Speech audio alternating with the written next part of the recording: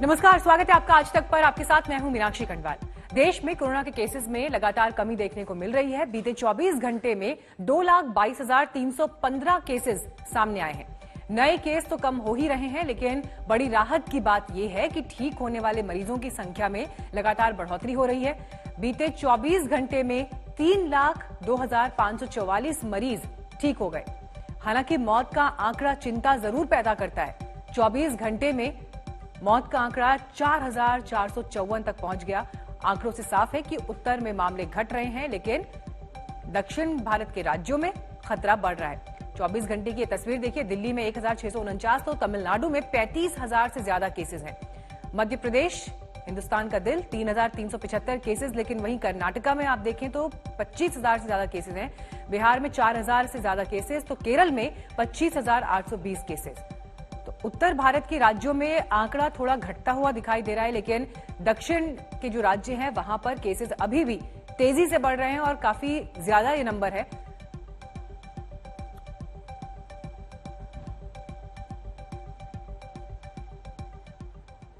अब बात करें वैक्सीनेशन की, तो देश में टीका संकट का असर अब दिखने लगा है। दिल्ली में टीकाकरण की रफ्तार थम रही है, तो मुंबई में रोक के बाद आज से वैक्सीनेशन शुरू हो सकेगा। केंद्र का दावा है कि सबको टीका दिसंबर तक का वक्त इसके लिए लग जाएगा।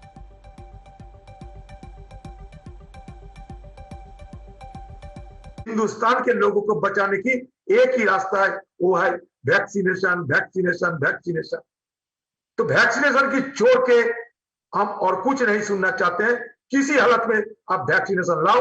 35,000 करोड़ रुपया अपने पिछले साल की पिछले बजट में आपने अलग करके रखा है वैक्सीनेशन के लिए। वो पैसा निकालो कि सब कुछ छोड़ो, अभी सिर्फ वैक्सीन की इंतजाम करो और हिंदुस्तान के लोगों को बचाओ। और कुछ काम करने की कोई जरूरत नहीं है। अभी कोई भाषण सुनने के लिए तैयार नहीं है हिंदुस्तान के लोग आपका बड़ा बड़ा भाषण सुनने के लिए बिल्कुल तैयार नहीं है। जो लोगों ने जिस तरह से वैक्सीन को लेकर के भ्रांतियां फैलाई थी, जिस तरह को वैक्सीन को लेकर के एक माहौल इसकी वैक्सीन के विरोध में खड़ा किया गया, उसके कारण से वैक्सीन लेने में लोगों के मन में संशय है। वैक्सीन की शेल्फ लाइफ जो है वो कंपैरेटिवली कम है, उसको कोल्ड चेन मेंटेन करके रखना होता है। एक तरफ ये परिस्थिति थी कि वैक्सीन स्टेट में आ रही थी, बर्बाद हो रही थी। कैप्टन अमरिंदर सिंह जी से लेकर के राहुल गांधी जी से लेकर के अशोक गहलोत साहब तक सब लोग जो इस वैक्सीन के ऊपर संदेह व्यक्त कर रहे थे, अब वैक्सीन नहीं मिलने के लिए हाहाकार मचा रहे। मुझे लगता है कि उनको इसके लिए, इस दोष के लिए उनको अपने आप को दोषी मान करके पहले निश्चित रूप से इसके लिए माफी मांगनी चाहिए। पहले भी जब कोवैक्सीन वैक्सीन का आगाज हुआ, शोध हुआ भारत में, तो उस पर आशंकाएं पैदा की। उसको बीजेपी वैक्सीन कहा गया। अब ये नया शगुफा, सबसे ज्यादा अच्छा कारगर तो कोवैक्सीन साबित हुआ, लोगों ने ले लिया। वैक्सीन बनाने का लाइसेंस भी सरकार को बहुत सारी कंपनीज को देना चाहिए। 140 करोड़ आबादी का देश है। हर आदमी को वैक्सीन तभी लग पाएगी जब वैक्सीन बड़ी तादाद में बनेगी। अब बात करें वैक्सीनेशन की, तो देश में टीके का संकट गहराता जा रहा है। दिल्ली में 18+ का टीकाकरण पहले ही रुक गया था और आज वैक्सीन के लिए 45+ उम्र के लोगों के लिए भी डोज उपलब्ध नहीं है। दिल्ली में अभी तक वैक्सीनेशन काफी हाई स्पीड पे चलता रहा है, लेकिन जैसा कि हम आपसे शेयर कर चुके हैं, अब वैक्सीन की डोजेस खत्म होने की वजह से जो यूथ का वैक्सीनेशन है वो अब बंद होगा। अब सिर्फ दिल्ली में 45+ फ्रंटलाइन वर्कर्स और हेल्थ केयर वर्कर्स का ही वैक्सीनेशन चलेगा। 45+ वाली कैटेगरी के लिए अभी तक दिल्ली को कुल मिला के 45,94,250 डोजेस मिली हैं, जिसमें से 43,79,000 और 70 डोजेस यूज हो चुकी हैं। ये तो दिल्ली सरकार ने अपनी फेल्योर को आप छुपाने के लिए पैनिक क्रिएट करते हो। पहले जब ऑक्सीजन का अरेंजमेंट इन्होंने नहीं किया तो ऑक्सीजन चिल्ला रहे थे, उसका पैनिक क्रिएट कर रहे थे। अब वैक्सीन इन्होंने समय पे परचेज नहीं की, ग्लोबल टेंडर नहीं किया, खरीद नहीं की, तब ये वैक्सीन चिल्ला रहे। अब ये कोई पूछे 50 लाख वैक्सीन दिल्ली वालों को लगी, किसने दी है? मोदी जी ने दी ना वैक्सीन, केंद्र सरकार के द्वारा आई है। तो ये पैनिक क्रिएट करना सरकार का काम नहीं है। दिल्ली के मुख्यमंत्री, आप काम करिए असलियत में जमीन पर। आज सबसे ज्यादा आवश्यकता है और हम लोगों की प्राथमिकता है कि हम हर दिल्ली वाले को ये सुरक्षा कवच पहनाएं, और केजरीवाल सरकार दिन रात सिर्फ यही मेहनत कर रही है कि हर दिल्ली वाले को जल्द से जल्द वैक्सीनेट कर उसे और उसके घर वालों को ये सुरक्षा कवच पहनाया जाए। लेकिन दुख की बात यह है कि दिल्ली में इस समय वैक्सीन खत्म हो गई है। केंद्र सरकार वैक्सीन के उत्पादन पर भी नियंत्रण कर रही है और वैक्सीन के वितरण पर भी नियंत्रण कर रही है, और उसने साफ तौर पे दिल्ली का जो वितरण करने का जो कोटा होता है उसे कहीं ना कहीं रोक दिया है। इसी के चलते आज दिल्ली में वैक्सीन खत्म हो गई है। उनकी मजबूरियां होंगी, उनकी वैक्सीन अवेलेबिलिटी नहीं होगी क्योंकि उत्पादन नहीं हुआ। उत्पादन इसलिए नहीं हुआ क्योंकि उन्होंने वैक्सीन एक्सपोर्ट कर दी। अप्रैल के महीने में लगातार केजरीवाल सरकार और अन्य राज्य सरकारें ये मांग कर रही थी कि हमें छूट दी जाए कि हम अपनी वैक्सीन खुद खरीद सके। 19 अप्रैल को भारत सरकार ने कहा कि आप अपनी वैक्सीन खुद खरीद लीजिए और 18 से 44 साल की उम्र के लोगों को वैक्सीन लगाइए। 20 अप्रैल को अन्य राज्यों की सरकारों ने अपने ऑर्डर प्लेस कर दिए, पैसे देकर, एडवांस देकर ऑर्डर प्लेस कर दिए, परंतु 26 अप्रैल तक दिल्ली की सरकार सोती रही और 26 अप्रैल को सिर्फ एक इंटेंट ऑर्डर दिया वैक्सीन के लिए। तो वैक्सीनेशन को लेकर क्या स्थिति है, इस पर ग्राउंड से जानकारी देने के लिए हमारे साथ दिल्ली से कुमार कुणाल मौजूद हैं और मुंबई में पंकज मौजूद हैं इस वक्त। कुमार, पहले मैं आपका रुख करना चाहूंगी। देश की राजधानी दिल्ली, राहत की बात यह है कि केसेस कुछ कम हुए हैं, लेकिन जिस तरह से केंद्र के प्रतिनिधि और दिल्ली सरकार के प्रतिनिधि आमने सामने टकराव की एक स्थिति में दिखाई देते हैं टीकाकरण को लेकर, सवाल तो यह है कि एक आम आदमी को राहत कब मिलेगी और आम आदमी किस पर विश्वास करे? देखिए, वाकई जो आपने बात कही कि 3% से नीचे संक्रमण दर गया है, लेकिन संक्रमण दर घटना सिर्फ एक अपने आप में राहत नहीं है। जो वैक्सीन है वो बहुत जरूरी है और उसकी क्या स्थिति है वो जो हमारे पीछे की तस्वीर है ये बताने के लिए पर्याप्त है कि किस तरीके से सन्नाटा इस वैक्सीनेशन सेंटर में पसरा हुआ है, जो कि 18 से 44 साल के लोगों के लिए बनाया गया था स्कूलों में। वहां पर कोई भी शख्स नहीं है और साथ ही साथ वैक्सीन बिल्कुल नहीं लगाई जा रही है क्योंकि वैक्सीन खत्म हो गया है। 45 साल के ऊपर के लिए वैक्सीन कुछ मात्रा में है, खासतौर पर कोविशील्ड बची है, लेकिन वो भी 8-9 दिनों क्या है। जहां तक बात है कि आगे क्या होगा, तो 8 लाख वैक्सीन सरकार करी, दिल्ली सरकार करी है कि उन्हें मिला है, जो कि जून के महीने के लिए है, जो भी पर्याप्त नहीं है। तो ऐसे में पॉलिटिकल जो सियासत है वो अपनी जगह तो है, बयानबाजी, लेकिन जो सबसे बड़ी मुश्किल है वो ये है कि जिनको वैक्सीन की जरूरत है, क्योंकि तीसरी वेव का आपका अंदाजा नहीं है, उसके बारे में लगातार बात की जा रही है, कब आएगी कब नहीं आएगी पता नहीं है। उससे पहले अगर टीकाकरण नहीं होता है तो मुश्किल लोगों के लिए है, उनकी कोई बात नहीं कर रहा है। ये एक बड़ी विडंबना है और यही स्थिति बनी हुई है दिल्ली में, कई राज्यों में और भी बनी हुई है, लेकिन दिल्ली में खासतौर पर इसका जो सियासीकरण है वो साफ तौर पर बयानों के जरिए दिखाई पड़ता है। बिल्कुल, मुंबई भी चल लेते हैं, पंकज हमारे साथ मौजूद हैं। पंकज, महाराष्ट्र तो पहले फेज में, पहली लहर में भी और दूसरी लहर में भी सबसे ज्यादा प्रभावित राज्यों में रहा है। लोगों ने किस कदर अपनी जान गंवाई है, आप लोगों ने ये खबरों में रिपोर्ट किया है। अब टीकाकरण को लेकर जो सियासत हो रही है या जिस तरह की बयानबाजियां हो रही हैं, ग्राउंड पर क्या हकीकत है? ग्लोबल टेंडर की भी बात थी, उस पर क्या कोई प्रोग्रेस हुई? देखिए मीनाक्षी, ग्राउंड जीरो पर हकीकत ये है कि वैक्सीन की बहुत ज्यादा कमी है। अब एक महीने पहले हालात तो ये थे कि महाराष्ट्र वैक्सीनेशन ड्राइव में सबसे आगे चल रहा था, एक दिन तो 4 लाख से ऊपर वैक्सीन देके उसने रिकॉर्ड भी बना दिया, लेकिन अब 1 लाख के आसपास जाना भी बड़ा मुश्किल पड़ रहा है।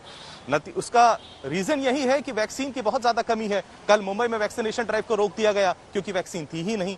आज हालांकि 239 ऐसे वैक्सीनेशन सेंटर्स हैं जहां पर वैक्सीनेशन ड्राइव चलाया जा रहा है, लेकिन अब सुनिए, वैक्सीनेशन सेंटर्स में वैक्सीनेशन ड्राइव सिर्फ 10 बजे से 3 बजे तक चलेगा। हर एक सेंटर्स में सिर्फ 100 डोजेस हैं और आज, कल और परसों 60 साल से ऊपर के जो लोग हैं उन्हें पहली और दूसरी डोज मिल सकती है और 45 साल से ऊपर के जो लोग हैं जिनका 12 हफ्ता पूरा हो गया है उनको सेकंड डोज मिल जाएगी। कोहिनूर वैक्सीनेशन सेंटर में इस वक्त मैं मौजूद हूं, लेकिन यहां भी इक्का दुक्का ही मुझे सुबह से यहां पर लोग जो हैं वो नजर आ रहे हैं। अब कई लोग ऐसे हैं जिनको पता ही नहीं है, कई लोगों का है जब तक हम जाएंगे जो 100 डोजेज है शायद वो पूरी हो ना जाए, इसलिए सीनियर सिटीजन को लगता है दूर से आएंगे कुछ फायदा होगा या नहीं होगा। यहां पर बोर्ड पे लिखा गया है time for vaccination 9 AM to 7 PM, लेकिन ये तो पहले की बात थी। आज तो हकीकत यह है कि वैक्सीन है ही नहीं, इसलिए टाइमिंग रहेगी 10 AM to 3 PM, वो भी तब तक जब तक 100 डोजेस बची हैं। उसके बाद वैक्सीनेशन सेंटर बंद हो जाएगा। हालांकि उद्धव ठाकरे ने यह उम्मीद जताई है कि 1 जून से स्थिति अच्छी हो जाएगी और यह भी कहा है अगर स्थिति अच्छी हो जाती है तो फिर वो 24 आवर्स वैक्सीनेशन करने के लिए तैयार है। 18 से 44 साल की उम्र का जो वैक्सीनेशन प्रोग्राम है वो पहले ही सस्पेंड कर दिया गया है क्योंकि वैक्सीन तो है ही नहीं। लेकिन उन्होंने यह भी कहा है कि वो एक साथ 12 करोड़ वैक्सीन के लिए पैसे देने के लिए भी तैयार है, लेकिन जब वो तो तब होगा जब सेंटर वैक्सीन एलोकेट करेगा। समस्याएं ग्राउंड पर किस तरह की बनी हुई है, कुमार कुणाल और पंकज उपाध्याय के इस लाइव रिपोर्ट में आपकी जानकारी देख ही रहे थे। आप दोनों का बहुत बहुत धन्यवाद। लेकिन देखिए सवाल ये है कि कोरोना वैक्सीन की कमी को देखते हुए भी केंद्र सरकार ने इस बीच विदेश मंत्री एस जयशंकर को अमेरिका भेजने का निर्णय लिया। एस जयशंकर कल देर रात अमेरिका पहुंच गए हैं। वहां से अब क्या मदद मिल पाती है इसके लिए अब इंतजार करना होगा। लेकिन अमेरिका की वैक्सीन निर्माता कंपनीज और शीर्ष अधिकारियों से भारत में वैक्सीन की सप्लाई को लेकर एस जयशंकर चर्चा करेंगे। 28 मई तक अमेरिका के दौरे पर ही विदेश मंत्री रहेंगे। इस दौरान वो भारत में ज्यादा से ज्यादा वैक्सीन की सप्लाई के लिए अमेरिका के साथ बातचीत करेंगे। हमारे साथ गीता मोहन इस वक्त जुड़ गई हैं। गीता, एक ऐसा समय जब देश में वैक्सीन को लेकर भारी किल्लत है, अलग अलग राज्य सरकारें लगातार केंद्र सरकार से आरोप भी लगा रही हैं, सवाल भी पूछ रही हैं कि वैक्सीन कब मिलेगी। कितनी उम्मीद है विदेश मंत्री एस जयशंकर के इस विजिट से भारत को क्या हासिल होगा? बहुत इंपॉर्टेंट विजिट है मीनाक्षी, जैसा आपने बिल्कुल सही कहा, वैक्सीन की इतनी किल्लत है। वहीं दूसरी तरफ अमेरिका के राष्ट्रपति जो बाइडेन ने हाल फिलहाल में घोषणा की थी कि वो वैक्सीन अन्य देशों को सप्लाई करने वाला है और अगर अमेरिका ये करता है तो फिर भारत का नंबर सबसे पहले होना चाहिए। इसीलिए विदेश मंत्री Jaishankar United states of America में हैं। जो पहला लेग है दौरा का वो न्यूयॉर्क से शुरू होता है, जहां पर वो न केवल संयुक्त राष्ट्र के महासचिव से मिलेंगे, यूनाइटेड नेशन सिक्योरिटी काउंसिल में भारत नॉन परमानेंट मेंबर है तो वो उन सारे मेंबर्स से भी मिलेंगे। वो बहुत इंपॉर्टेंट है वैक्सीन डिप्लोमेसी की अगर बात करें तो। और जो दूसरा पड़ाव होगा दौरा का वो वॉशिंगटन डीसी में होगा, जहां पर वो सेक्रेटरी ब्लिंकन से भी मिलेंगे और बिजनेस कम्युनिटी से मिलेंगे, कोविड कोऑपरेशन, आर्थिक कोऑपरेशन और वैक्सीन सप्लाई को लेकर। तो वैक्सीन सप्लाई ही नहीं मीनाक्षी, दूसरा बहुत इंपॉर्टेंट एस्पेक्ट है वैक्सीन मैन्युफैक्चरिंग। जो की इंग्रेडिएंट्स है अमेरिका में है जो अभी तक भारत नहीं पहुंचे हैं, उस पर भी बातचीत होने वाली है। जी शुक्रिया गीता आपका इस जानकारी के लिए। आइए बढ़ते आगे और अब बात करते हैं कोरोना की पहाड़ जैसी चुनौती की। उत्तराखंड जहां गांव-गांव में इलाज का इंतजार है और एक ऐसे में मददगार टीम उन गांव तक चली है जहां पहुंचना आसान नहीं है। साथ में है हमारी सहयोगी ऐश्वर्या पालीवाल।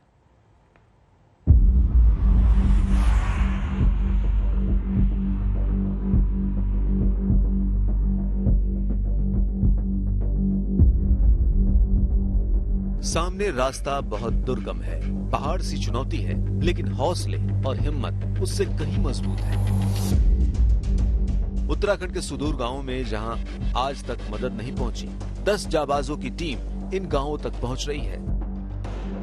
हौसलों ने पहाड़ों का सीना चीर दिया है, हिम्मत ने पहाड़ों पर चढ़ाई की मुश्किलों को पाट दिया है। कभी गाड़ी तो कभी पैदल चढ़ाई पर जीत का निशान छोड़ते हुए ये टीम गांव-गांव पहुंच रही है। आज तक संवाददाता ऐश्वर्या पालीवाल भी साथ-साथ हैं। देवभूमि कहे जाने वाले उत्तराखंड के गांवों की हालत इस समय काफी खस्ता है। सबसे बुरे हाल उन गांवों के हैं जहां पे प्रशासन का पहुंचना मुश्किल है। कई गांव तक पहुंचने के रास्ते अभी नहीं बने हैं। एक टीम ऐसी तैयार हुई है जिसने ये मिशन बना लिया है कि दूर दराज गांव में जाके हैंड सैनिटाइजर देंगे, मास्क देंगे और उन लोगों को जागरूक करेंगे कि कोविड-19 से क्या हो सकता है। कभी दर्जन भर घरों वाले गांव मिले तो कभी थोड़े बड़े गांव रास्ते में आए। इस टीम ने दवाओं से लेकर मास्क, सैनिटाइजर और दूसरी जरूरी चीजों के साथ कोरोना से जंग के लिए तैयार किया। घर घर तक पहुंचे। एक गांव में मिशन पूरा तो फिर अगले गांव की मंजिल पर कदम बढ़े। आप लोगों ने कब से देना शुरू किया है यहाँ पे मास्क वगैरह? मैम, हमारा जो मास्क और सैनिटाइजर और जो हमारा जागरूकता अभियान है के जब पहली लहर आई थी कोरोना की हमारे देश में, हमारे राज्य में और हमारे डिस्ट्रिक्ट में, तो हम लोग उस टाइम से एक्टिव हो गए थे सारे लोग।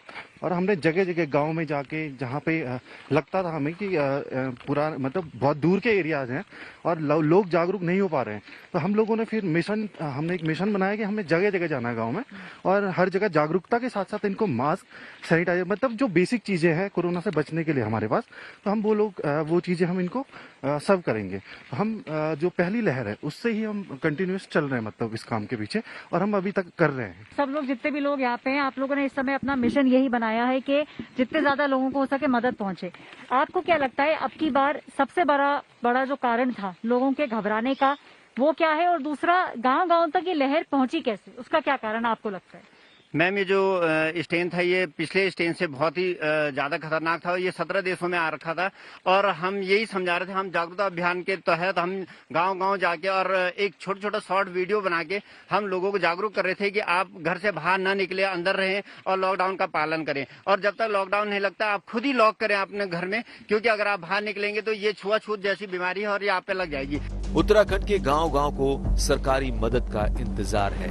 ऐसे गांव हैं जहां पहुंचना तक मुश्किल है, लेकिन ये टीम चलती रही और मुश्किलें टलती रही। लोगों ने इन्हें मुश्किलों को लेकर फोन किए और जो हो सका वो किया।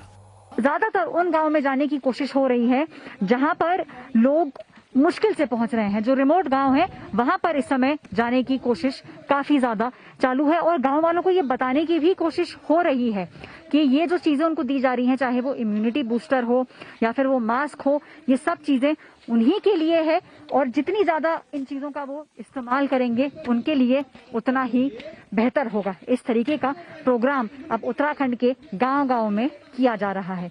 श्वेता पालीवाल, आज तक के लिए कैमरा पर्सन प्रमेंद्र शर्मा के साथ। अब आपको छत्तीसगढ़ के सूरजपुर के डीएम और एसडीएम की गुंडागर्दी दिखाते हैं। सूरजपुर के डीएम का थप्पड़ मारने वाला वीडियो वायरल हुआ तो उसी सूरजपुर में एसडीएम का वैसा ही वीडियो वायरल हुआ है।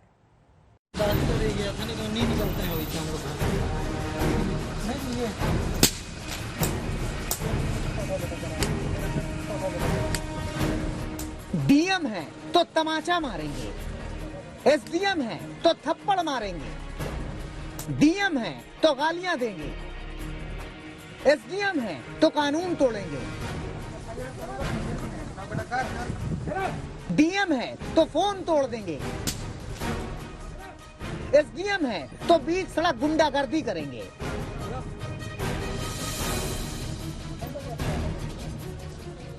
पता नहीं छत्तीसगढ़ के सूरजपुर में अधिकारी अपने आप को गुंडा समझते हैं या शहर का दादा। डीएम के बाद अब एसडीएम की गुंडागर्दी की तस्वीरें देख लीजिए। छूटते ही हाथ छोड़ देने वाला इस आदमी का नाम प्रकाश सिंह राजपूत है। ये भैया थान ब्लॉक के एसडीएम है, लेकिन हरकतें देखिए किसी सड़क छाप ऐरे गहरे गुंडे जैसी है। तमाचे बरसाते डीएम और एसडीएम की ये तस्वीरें जनमानस में गुस्सा भर देती हैं। लोग पुकार करने लगे कि हे छत्तीसगढ़ की सरकार, इन अभद्र, अराजक, असंवेदनशील और गुंडे डीएम एसडीएम को सबक सिखाया जाए। इन्हें सिखाया जाए कि नियम क्या होते हैं। इन्हें सिखाया जाए कि जिले के मुखिया होने का मतलब दुर्दांत हो जाना नहीं होता। इन्हें सिखाया जाए कि जिलाधिकारी और एसडीएम होने का अर्थ क्या होता है। इनके गुरूर पर संविधान और कानून की परत चढ़ाई जाए। डीएम को तो सूरजपुर से हटाकर गौरव कुमार सिंह को जिले का नया डीएम बना दिया गया और इस तमाचेबाज रणवीर शर्मा को संयुक्त सचिव बनाकर मंत्रालय भेज दिया गया। लेकिन पीड़ितों की मांग है कि डीएम को सस्पेंड किया जाए। सबको रुकवा रहे थे तो मैं रोका, साइड में लगाया गाड़ी, फिर उतर के गया। उनको बस पर्ची दिखाने के लिए कर रहा था उनके पास जाके, तो वो एक बार तो बोले ठीक है, फिर लेकिन इधर आके ना उनको पता नहीं क्या लगा, वो पर्ची और मोबाइल दोनों था मेरे हाथ में और चाबी भी थी बाइक की। अब पहले तो वो क्या बोलते हैं कि मोबाइल लिए और पटक दिए, फिर पर्ची देखे भी नहीं और एक झापड़ मार दिया मेरे को। और पुलिस वाले को से भी बोले कि मेरे को मारने के लिए, और चाबी ले लिए बाइक का और मोबाइल एकदम तोड़ दिए पूरा। जबकि उसको दवाई भी दिखाई कि दवाई लेकर जा रहा हूँ, तो बोले चलो इधर किनारे खड़ा हो, और डंडा गाड़ी से निकलवाए हैं गार्ड से, और देख उसके पैर के नीचे मारे हैं, पूरा लाल हो गया है उसका पैर, लंगड़ कर चल रहा है। प्रशासन की गुंडागर्दी है। ऐसा कभी मैं कलेक्टर में, आज मेरा 50 साल उम्र हो गया है, मैं कभी कलेक्टर को हाथ उठाते और डंडा चलाते हुए मैं नहीं देखा था। डीएम पर तो अनुशासनात्मक कार्रवाई हो गई, लेकिन बीच सड़क पर तमाचा बरसाने वाले उसी सूरजपुर के इन एसडीएम महोदय पर कार्रवाई कब होगी? सवाल ये भी है कि सूरजपुर में ही ऐसे अधिकारी क्यों हैं जिन्हें जनता के साथ व्यवहार करने की न्यूनतम मर्यादा भी नहीं पता। ओपी तिवारी, सूरजपुर, आज तक। कोरोना के इस तूफान में हर मोर्चे पर मुसीबत है। कहीं वैक्सीन को लेकर हिचकिचाहट है तो कहीं वैक्सीन की किल्लत है।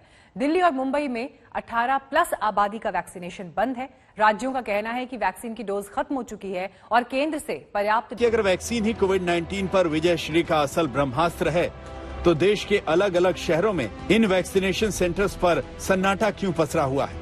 क्यों टीकाकरण केंद्रों के गेट बंद हैं? क्यों 18 से अधिक उम्र के लोगों को टीका नहीं लगने का पोस्टर चस्पा कर दिया गया? जी हां, वजह है वैक्सीन की कमी। 18+ के लोगों को आज ना दिल्ली में वैक्सीन लग रहा है, ना मुंबई में टीकाकरण हो रहा है। पटना में कई वैक्सीनेशन सेंटर को बंद करना पड़ा है। पंजाब में भी कई जगहों पर 45 साल से ऊपर वालों को टीका नहीं लग रहा है। हरियाणा और हिमाचल प्रदेश में भी वैक्सीन की कमी की जानकारी सामने आई है। कई राज्यों के मुख्यमंत्रियों ने सीधा इल्जाम लगा दिया है कि केंद्र से वैक्सीन की सप्लाई नहीं मिल रही, लिहाजा 18+ को टीका नहीं लग सकता। दिल्ली के सभी एडल्ट्स को वैक्सीन लगाने के लिए हमें 2.5 करोड़ और वैक्सीन चाहिए। अगर इसी रफ्तार से दिल्ली के एडल्ट्स, अगर इसी रफ्तार से हम चले, 8 लाख वैक्सीन हर महीने मिली तो दिल्ली के एडल्ट्स को ही वैक्सीन लगाने में 30 महीने लग जाएंगे। में कोरोना की तबाही के बीच 18 साल से अधिक उम्र के लोगों के लिए वैक्सीनेशन प्रोग्राम की शुरुआत हुई थी, लेकिन महज कुछ हफ्तों के बाद इस वैक्सीनेशन प्रोग्राम को रोक दिया गया है। वजह है वैक्सीन की कमी। रविवार 23 मई बीएमसी द्वारा संचालित किसी भी वैक्सीनेशन सेंटर में आज वैक्सीनेशन ड्राइव नहीं चलाई जाएगी। इस बात की जानकारी बृहन्मुंबई म्युनिसिपल कॉर्पोरेशन ने एक ट्वीट के जरिए दी है। हालांकि बीएमसी ने यह भी कहा है कि सोमवार को जो वैक्सीनेशन ड्राइव चलाया जाएगा उसके लिए वैक्सीनेशन सेंटर्स की लिस्ट आज दी जाएगी। वैक्सीन को लेकर केंद्र की मोदी सरकार और गैर बीजेपी शासित राज्यों में अदावत अब लंबी हो चली है। तमाम विपक्षी दल लगातार हर रोज पीएम से मांग कर रहे हैं कि राज्यों को वैक्सीन दो, हमें वैक्सीन दो। सोनिया गांधी, राहुल गांधी, अरविंद केजरीवाल, ममता बनर्जी, अशोक गहलोत, मायावती ने सीधे प्रधानमंत्री मोदी से या तो चिट्ठी लिखकर या ट्वीट से वैक्सीन की सप्लाई बढ़ाने की अपील की है। हालांकि केंद्र की ओर से जारी बयान में कहानी कुछ और है, जिसके मुताबिक अब तक राज्यों और केंद्र शासित प्रदेशों को 21 करोड़ 80 लाख वैक्सीन डोज दिया जा चुका है, जबकि राज्यों के पास अभी भी 1 करोड़ 90 लाख वैक्सीन डोज बचे हुए हैं। Can the Prime Minister please enlighten us that how is it that on April 8, 36.5 lakh vaccines were administered per day, and how is it that on May 28 it has come down to 13.6 lakh per day? Who is responsible, Mr. Prime Minister? हर चीज की राजनीति करने की भूमिका महाविकास आघाड़ी सरकार ने ली है। फिर शिवसेना रहे, राष्ट्रवादी रहे, कांग्रेस रहे, उसी तरह की बयानबाजी उनकी चलती रहती है और उसी तरह की बयानबाजी इस बारे में है। सवाल है कि आखिर कब तक हिंदुस्तान में छोटे छोटे मुद्दों पर सियासी तलवारें चलती रहेंगी? कब तक महामारी के दौर में आंकड़ों के खेल में उलझकर जनता की जिंदगी से खिलवाड़ चलता रहेगा? आखिर कब तक बेगुनाहों की मौत का ठीकरा एक दूसरे पर फोड़ा जाता रहेगा? दिल्ली से पंकज जैन, मुंबई से पंकज उपाध्याय, रायपुर से महेंद्र नामदेव के साथ आज तक ब्यूरो। कोरोना के प्रहार ने मासूमों को भी नहीं बख्शा है। तीसरी लहर में असर बच्चों पर आने का अंदेशा जताया जा रहा है। राजस्थान के 2 जिलों दौसा और डूंगरपुर में तो बच्चों में संक्रमण खतरनाक तरीके से फैलता हुआ दिखाई दे रहा है।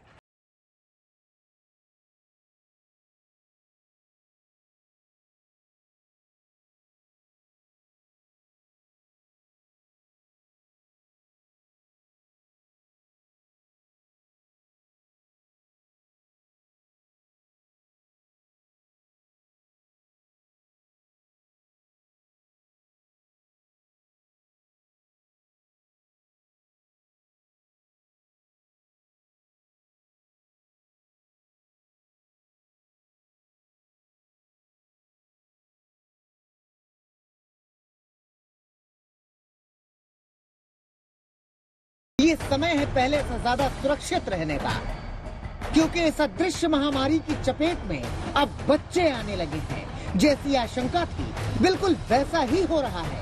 कोरोना का संक्रमण अब बच्चों को हो रहा है। बच्चे बड़ी तादाद में हो रहे हैं कोरोना से संक्रमित। राजस्थान में बच्चों में कोरोना के संक्रमण से हाहाकार मच गया है। देखिए, दौसा में सिकराय उपखंड के एक गांव की इन 2 बच्चियों को, एक की उम्र 9 साल है, दूसरे की उम्र 10 साल। इन दोनों के पिता कोविड पॉजिटिव थे, उनका निधन हो चुका है, लेकिन उसके बाद कोरोना ने इन दोनों बच्चियों को चपेट में ले लिया। बच्ची या 11वीं में चल रही है, ये 10वीं में चल रही है। दोनों की रिपोर्ट पॉजिटिव है। तो दवाई का क्या है? प्रशासन आया था दवाई देने के लिए, चेक करने के लिए। दवाई दे आई। ठीक इसी तरह सिकराय के हिगी गांव में एक 2 साल का अबोध बच्चा भी कोरोना पॉजिटिव हो गया था। सुनिए उसके मामा क्या कहते हैं। हमने भी करवाई थी तो हमारी तो नेगेटिव आई थी। जो एक छोटा 2 साल का भांजा था मेरा, उसकी रिपोर्ट पॉजिटिव आई थी। उसमें कोई सिम्टम्स तो थे नहीं, लेकिन वो 2 दिन तक चिड़चिड़ा था, तो उस वजह से उसकी जांच करवानी जरूरी समझी थी। स्वास्थ्य विभाग की माने तो अकेले दौसा में 1 मई से 21 मई के बीच 18 साल से कम के 341 बच्चे कोविड पॉजिटिव हुए।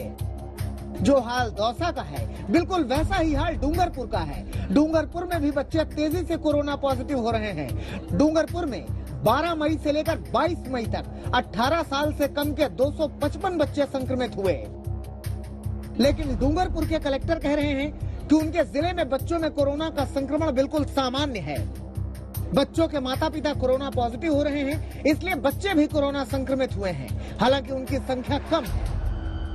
0 से 12 की कैटेगरी में वर्तमान में जिले में 50 से भी कम बच्चे संक्रमित हैं और पर डे के 2, 3, 4 केस आते हैं। वो इसलिए आते हैं कि उनके परिजन संक्रमित हो जाते हैं और साथ में बच्चे रहते हैं, इसलिए वो भी आ जाते हैं। जिले में पिछले 6 महीने में ना ही तो किसी बच्चे की कोरोना से डेथ हुई है और ना ही ऐसा कोई सीरियस केस आया है जिसको हॉस्पिटल में एडमिट करवाया जाना पड़े। लेकिन कलेक्टर की बातों को खुद सीएमओ ही खारिज कर देते हैं। सीएमओ बताते हैं कि पिछले 10 दिन में 250 से ज्यादा बच्चे कोरोना संक्रमित हुए हैं। हमारे जिले में 12 मई से आज दिनांक तक 315 बच्चे 0 से 19 आयु वर्ग के पॉजिटिव पाए गए, जिनमें 0 से 9 वर्ष के 60 बच्चे तथा 9 से 19 वर्ष के 255 बच्चे थे। सभी बच्चों को दवाएं दे दी गई हैं तथा ये हमारे बेहतर सर्विलेंस, बेहतर मॉनिटरिंग और जांचों के कारण संभव हो पाया है। अच्छी बात सिर्फ इतनी है कि कोविड के चलते किसी बच्चे की मौत की खबर नहीं है, लेकिन खतरा तो खतरा है। और कोविड ऐसी बीमारी है जिसमें कब किसे क्या हो जाए कुछ कहा नहीं जा सकता। वैसे भी देश के वैज्ञानिकों ने पहले ही आशंका जाहिर कर दी थी कि कोरोना की तीसरी लहर भी आने वाली है। आशंका ये भी थी कि तीसरी लहर बच्चों को अपनी चपेट में लेगी। फिलहाल राजस्थान के हालात देखने के बाद यही लग रहा है कि कोरोना की तीसरी लहर शायद दस्तक दे रही है। बेहतरी इसी में है कि कोविड के नियमों को सख्ती से मानते रहें ताकि आप भी सुरक्षित रहें और आपके बच्चे भी। डूंगरपुर से राजेश सोनी के साथ संदीप मीणा, दौसा, आज तक। महाराष्ट्र ने दूसरी लहर का सबसे ज्यादा कहर भुगता है। ये राज्य जानता है कि तीसरी लहर किस कदर सांसों को संकट में डाल सकती है। महाराष्ट्र सरकार ने बच्चों को कोरोना से बचाने के लिए टास्क फोर्स बनाई है और कोविड सेंटर्स भी बनाए जा रहे हैं।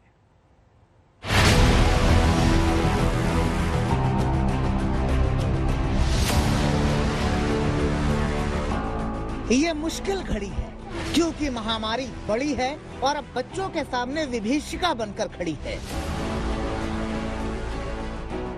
राजस्थान की तरह ही महाराष्ट्र में भी बच्चे कोविड पॉजिटिव हो रहे हैं। माना जा रहा है कि महाराष्ट्र में भी तीसरी लहर दस्तक दे रही है, क्योंकि इसी तीसरी लहर को रोकने के लिए महाराष्ट्र सरकार ने तैयारी शुरू कर दी है। आशंका पहले ही जताई गई थी कि तीसरी लहर में सबसे ज्यादा संक्रमित बच्चे होंगे। इसीलिए उद्धव सरकार ने एक स्पेशल पीडियाट्रिक टास्क फोर्स का गठन किया। ये पीडियाट्रिक टास्क फोर्स बच्चों के लिए कोविड केयर सेंटर बनाएगी। उद्धव ठाकरे ने इसी टास्क फोर्स के साथ आज बैठक की और आगे की रणनीति पर चर्चा की। नागरिकांना आवाहन करतोय, केवळ मुलांसाठीच नव्हे तर अजूनही कोरोनाचा धोका टळलेला नाही, तिसरी लाट येऊ नये हा आपला प्रयत्न आहे मात्र त्याच्यासाठी आपली तयारी सुरू आहे. बच्चों के लिए टास्क फोर्स जो कोविड सेंटर बनाएगी उसमें पीडियाट्रिक वेंटिलेटर्स और दूसरी जरूरी चीजों का इंतजाम होगा. पूरी कोशिश यही है कि किसी भी तरह से तीसरी लहर की चपेट में बच्चों को आने से रोका जाए. बच्चों में टीकाकरण नहीं हो रहा है, इसलिए अगर उनको कोरोना बाधित हो जाता है तो हम उनके लिए क्या कर सकते हैं. इसके लिए हम उनके लिए खास तौर पर एसएनसीयू जो बेड्स है वो एसएनसीयू बेड्स हम खास तौर पर लगा रहे हैं. और दूसरी बात ये भी है कि पीडियाट्रिक टास्क फोर्स हम बना रहे हैं. उनका जो मार्गदर्शन रहेगा, उनकी जो भी गाइडलाइन रहेंगे, उनके मुताबिक हम उसके मेडिसिन जो लगेंगे, क्योंकि बच्चों के लिए अलग तरीके से मेडिसिन लग सकते हैं, उनके वेंटिलेटर्स अलग तरीके से होते हैं. तो ये वेंटिलेटर्स हो, ये मेडिसिन हो, उसकी भी तैयारी करना उतनी ही जरूरी है. तो और छोटे बच्चे होते हैं, उनको उनके माँ के साथ रहना पड़ता है. तो ऐसे वक्त किस तरह से तैयारी करना जरूरी है, ये सब के बारे में पूर्व सोच होना जरूरी है और प्री प्लानिंग होना जरूरी है. इसीलिए ये टास्क फोर्स हम बना रहे हैं और टास्क फोर्स का जो मार्गदर्शन रहेगा हम जल्द से जल्द उस हिसाब से करेंगे. पीडियाट्रिक टास्क फोर्स सिर्फ कोविड केयर सेंटर में बच्चों की देखभाल ही नहीं करेगी, बल्कि बच्चों के इलाज के पैटर्न की भी स्टडी की जाएगी. तीसरे लाट में या तीसरे हवे में जो आएगी उसमें शायद वो बाढ़ में बच्चों की संख्या बढ़ सकती है और उसके अनुसार से महाराष्ट्र शासन ने तैयारी चालू की है. उन्होंने पीडियाट्रिक जो शिशु रोग तज्ञ जो है उनकी एक मीटिंग बुला के, उनके सब एक्सपर्ट्स को बुला के उनके साथ एक विचार विमर्श करके उनकी एक प्रोटोकॉल और गाइडलाइन बनाई है ट्रीटमेंट के लिए, प्रिवेंशन के लिए. महाराष्ट्र में करीब 6,000 पीडियाट्रिशियन हैं, जिन्हें बच्चों में कोरोना के इलाज के लिए ट्रेंड किया जा रहा है. कोरोना की पहली लहर के मुकाबले दूसरी लहर में ज्यादा बच्चे संक्रमित हो रहे हैं. तीसरी लहर में बच्चों को और भी ज्यादा संक्रमण होने का खतरा है. कोविड की दूसरी लहर से जूझने के बाद अब महाराष्ट्र सरकार तीसरी लहर के लिए आकलन लगा रही है, जिसमें माना यह जा रहा है कि बच्चों और स्लम पॉपुलेशन में इन्फेक्शन ज्यादा होगा. इसलिए बच्चों के लिए कोविड केयर सेंटर्स और स्लम्स में ज्यादा से ज्यादा वैक्सीनेशन के ड्राइव प्लान किए जा रहे हैं. सौरभ बक्ताने के साथ मुस्तफा शेख, मुंबई आज तक. 12वीं बोर्ड के इम्तिहान और बच्चों को कोरोना संक्रमण से बचाना, ये दो अलग अलग चुनौतियां और रास्ते हैं. सरकार ने माथापच्ची की बात परीक्षा पर फैसला तो कर लिया, लेकिन तारीख और तरीका क्या होगा, इस पर विचार बाकी है. सीबीएसई बोर्ड की 12वीं की परीक्षा होगी या नहीं, इस सवाल से पर्दा उठ गया है. 12वीं की परीक्षा होगी और ये परीक्षा कब होगी, इसकी तारीख 1 जून को केंद्रीय शिक्षा मंत्री रमेश पोखरियाल निशंक बताएंगे. मेरे प्रिय छात्र छात्राओं, जो आज बैठक हुई है उसमें कुछ राज्यों ने कुछ समय मांगा है और सुझाव देने के लिए, और उनको कहा गया है कि 25 मई तक वो अपने सुझाव दे देंगे. हम 1 जून तक इन परिस्थितियों का आंकलन करेंगे. जो भी परिस्थितियां होंगी वो आपकी सुरक्षा और आपका भविष्य, हमारे सामने दोनों चीजें हैं. सुरक्षा पहले और उसके बाद आपका भविष्य. इन दोनों को देख करके हम फिर 1 जून को आगे का आपको अवगत कराएंगे जो भी परिस्थितियां होंगी. इसके साथ ही देश के अलग अलग सूबों के शिक्षा मंत्रियों, उप मुख्यमंत्रियों और सचिवों के साथ बैठक में निर्णय लिया गया है कि 12वीं की परीक्षा कोविड नियमों के तहत होगी. बैठक में केंद्र सरकार के 2 प्रस्ताव थे. पहला प्रस्ताव सुनिए. केंद्र सरकार के 2 प्रस्ताव थे. उसमें एक प्रस्ताव था कि हम 12वीं क्लास के जो बच्चे हैं उनकी परीक्षा लें, पहले के तरीके से लें, लेकिन कुछ चुने हुए सब्जेक्ट्स की ही परीक्षा लें. जैसे लगभग 200 सब्जेक्ट्स हैं, उन 200 सब्जेक्ट्स में से केवल 20 मेजर सब्जेक्ट्स की परीक्षा लें और उनके बेस पर ही हर एक बच्चे के बाकी सब्जेक्ट्स के मार्क्स दें. केंद्र सरकार ने बाकी सूबों के शिक्षा मंत्रियों के सामने दूसरा प्रस्ताव रखा, वो भी सुनिए. दूसरा उनका प्रस्ताव था कि परीक्षा लें, लेकिन उसका पैटर्न थोड़ा बदलें. स्कूल में ही परीक्षा हो, ऑब्जेक्टिव टाइप के क्वेश्चंस की परीक्षा हो, 3 घंटे की जगह 1.5 घंटे की परीक्षा हो और उसकी बच्चों की जो कॉपी चेक करने का काम है वो भी स्कूल में ही हो। तो ये उनका दूसरा प्रस्ताव था। और उसमें यह भी है कि बच्चों के सारे सब्जेक्ट्स की परीक्षा ना हो, लेकिन बच्चे तय कर लें कि उनको कौन से 4 सब्जेक्ट की परीक्षा देनी है या 3 सब्जेक्ट की परीक्षा देनी है। ये उनका ऑप्शन भी था। लेकिन कोविड महामारी के बीच अलग अलग राज्यों में अलग अलग समस्याएं। दिल्ली सरकार का मानना है कि ऐसी मुश्किल घड़ी में परीक्षाएं कराना खतरे से खाली नहीं। बार बार ये बात भी आ रही है कि तीसरी वेव भी आ सकती है, और ये बात बार बार कही जा रही है अलग अलग सेक्टर से कि तीसरी वेव अगर आती है तो बच्चों को सबसे ज्यादा नुकसान पहुंचाएगी तीसरी वेव।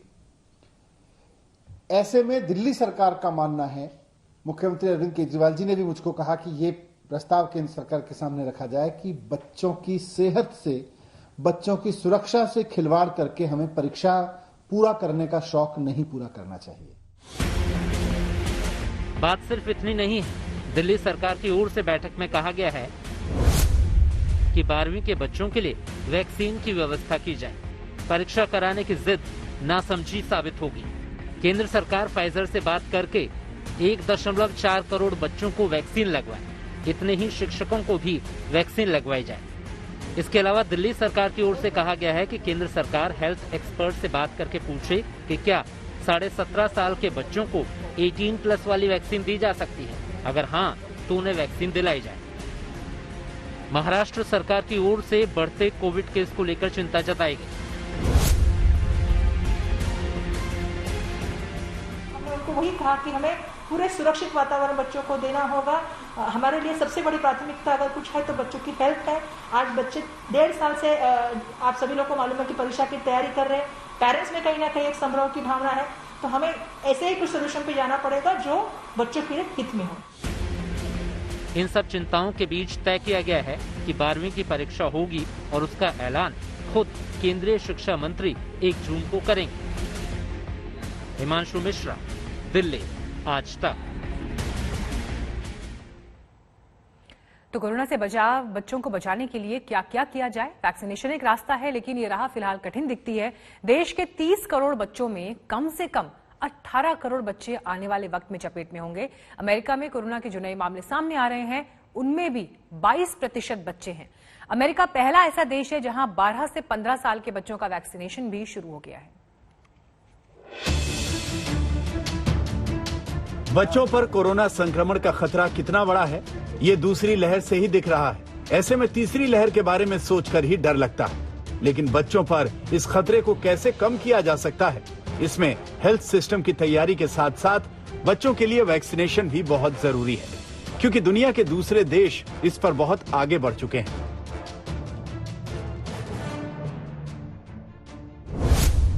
अमेरिका ने तो पिछले हफ्ते तक 12 से 15 साल के 6 लाख बच्चों को टीका लगा भी दिया है। इस एज ग्रुप के टीकाकरण के लिए अमेरिका ने हाल ही में फाइजर बायोएनटेक की वैक्सीन को ट्रायल के बाद मंजूरी दी थी। अमेरिका में 16 साल से ऊपर के उम्र के लिए टीकाकरण दिसंबर से ही चल रहा है। अब तक वहां 17 साल से कम उम्र के 40 लाख बच्चों को टीका लगाया जा चुका है।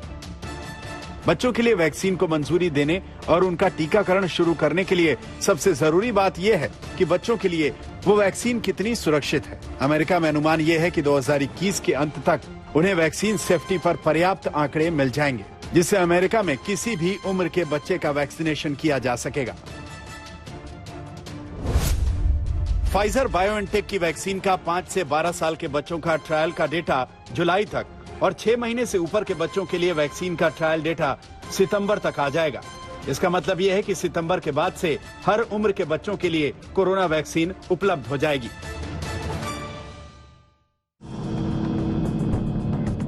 अभी तक ये माना जाता था कि कोरोना संक्रमण का बच्चों पर ज्यादा खतरा नहीं होता। संक्रमण होने पर भी ज्यादातर बच्चों में बहुत हल्के लक्षण होते हैं या फिर कोई लक्षण नहीं दिखते, लेकिन वो दूसरों में संक्रमण फैला सकते हैं। और दूसरी बड़ी बात कि जिस तरह से वायरस अपना रूप बदल रहा है, उससे बच्चों पर खतरा बढ़ने से इनकार नहीं किया जा सकता। इसीलिए पूरी दुनिया सतर्क है। अमेरिका के अलावा कनाडा, सिंगापुर, यूएई जैसे देश हैं जो 12 से 15 साल के बच्चों के वैक्सीनेशन के लिए फाइजर बायोटेक की वैक्सीन को मंजूरी दे चुके हैं। ब्रिटेन में भी ये बातें हो रही हैं कि क्या बच्चों का भी वैक्सीनेशन शुरू कर देना चाहिए। यूरोप के बाकी देशों में भी जून से बच्चों की वैक्सीन उपलब्ध हो जाएगी। भारत में भी बच्चों के लिए कोवैक्सीन के ट्रायल को मंजूरी दी गई है। ये कदम उठाने इसलिए जरूरी थे क्योंकि नए रूप में कोरोना कितना खतरनाक होगा ये कहा नहीं जा सकता। सिंगापुर जैसे देश पहले ही आशंका जता चुके हैं कि कोरोना के नए वेरिएंट तेजी से फैल रहे हैं और इसकी चपेट में अब बच्चे भी आ रहे हैं, इसीलिए इस पर सावधान रहना जरूरी है। भारत में तीसरी लहर बच्चों के लिए ज्यादा खतरनाक बताई गई है और जब तक बच्चों का वैक्सीनेशन नहीं होता तब तक उन पर खतरा बना ही रहेगा। आज तक ब्यूरो।